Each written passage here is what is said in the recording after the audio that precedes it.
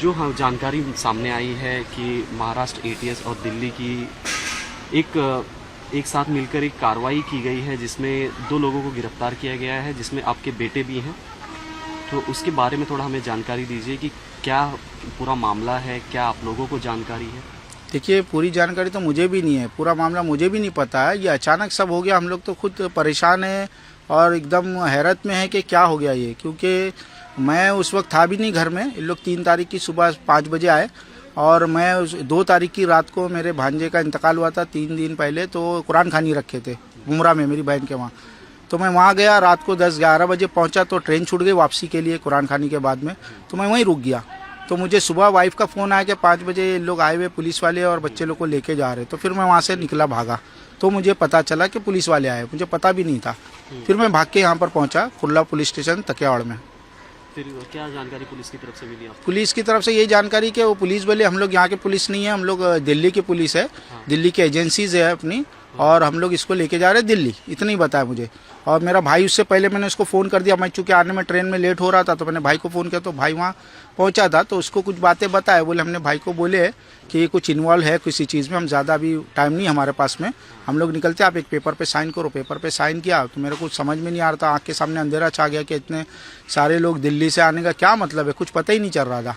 तो फिर वो लेके मेरे साइन लिए और गाड़ी में बैठा के लेके चले गए। क्या था पेपर पे, क्या? सर मुझे कुछ समझ में नहीं आया, हालांकि मैं पढ़ने की कोशिश किया, लेकिन मेरे आंख के सामने अंधेरा हो गया। बच्चे का इतना टेंशन आ गया कि बच्चों को इतने बड़े लोग आके पकड़ रहे, क्या मामला हो गया क्या नहीं। मैं तो एकदम घबरा गया था, चक्कर आने लग गया था, मेरे आंख के सामने अंधेरा हो गया। मैंने बस उल्ट के बोलने पर फिर साइन किया और वो चले गए लेके।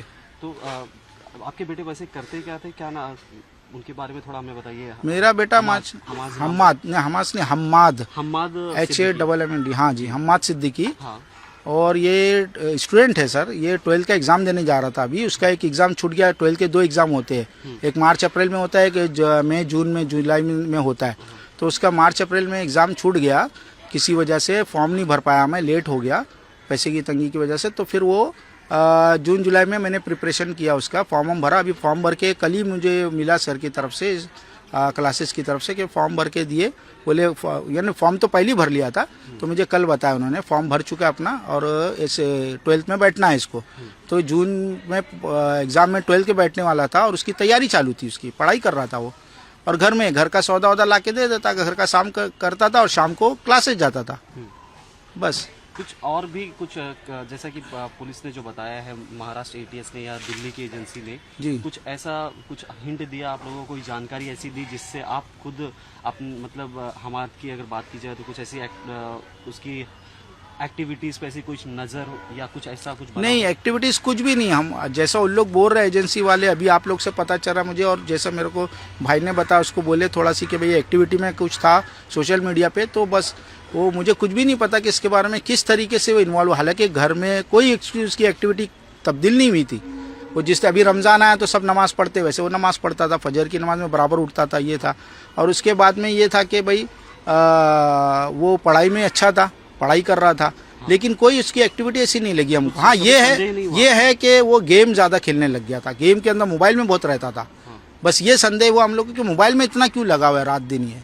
परिवार में और कौन कौन है? प्राइवेट में मैं, मेरे 2 बच्चे, मेरी बीवी, हम लोग 2 बच्चे हैं। 2 बच्चे और मतलब छोटा भाई है, बड़ा? ये छोटा वाला है, बड़ा वाला ग्रेजुएशन हो गया है, जॉब, वो वर्किंग? हाँ, वर्किंग, जॉब के लिए ट्राई कर रहा है।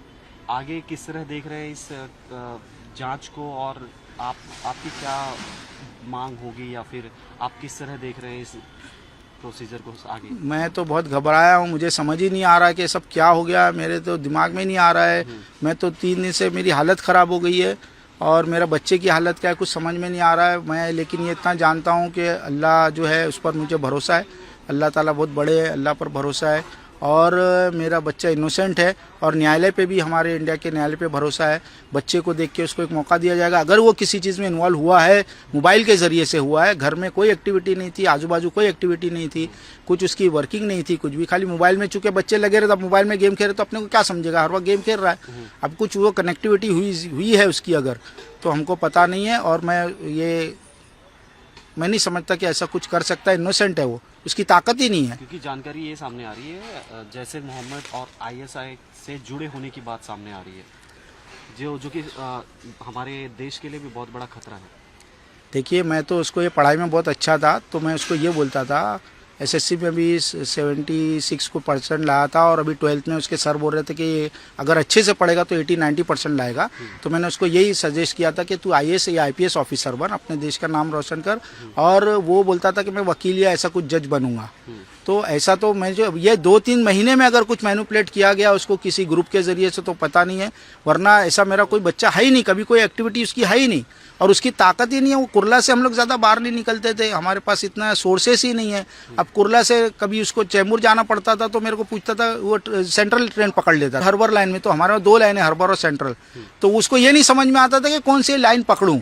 तो जब वो ऐसा बच्चा है इनोसेंट के उसको ये नहीं समझ में आता था चेंबूर जाना है या कहीं मानकुर जाना है तो कौन सी ट्रेन पकड़ने का, तो वो बच्चा इतना आगे क्या काम कर सकता है। हाँ, हो सकता है जैसा मोबाइल में बता रहे कुछ हो गया, मोबाइल से कनेक्ट हो गया, वो अलग बात है। कोई उसको ग्रुप में वो मैनिपुलेट कर दिया कुछ, वो अलग चीज़ है। लेकिन ये जो कुछ हुआ है 2-3 महीने के 2 महीने की बात है, इससे पहले कुछ भी नहीं था। कभी आपको शक हुआ है जिस सराउंडिंग में वो रहता था या जिस तरह व्यवहार था, कभी ऐसा कुछ नहीं, कुछ भी नहीं, कुछ भी नहीं, संदेह क्योंकि खाली इतना ही शक हम लोग को ये हुआ कि मोबाइल में बहुत ज़्यादा इल्म हुआ। बाकी सब सारी एक्टिविटीज़ वैसी ही थी, बराबर से घर में रहना, नमाज पढ़ना और अपना पढ़ाई करना, पढ़ाई के ऊपर ध्यान देता था। लेकिन पढ़ाई पे थोड़ा ध्यान अभी कम हुआ था और मोबाइल में ज़्यादा गया था। बस इतना हम लोग को ये हुआ कि भाई मोबाइल में क्यों इतना ज़्यादा तू लग रहा है। अच्छा, कहाँ से अरेस्ट किया गया था और कितने बजे अरेस्ट किया था? ये इधर ही कुरला से अरेस्ट किया गया है, घर से। हाँ, घर से ले अरेस्ट किया गया है, और सुबह 5 बजे अरेस्ट किया गया उसको, 3 तारीख को 5 बजे। कौन कौन था उस वक्त? उस वक्त मैं था नहीं, मेरी वाइफ थी और मेरा बड़ा लड़का था।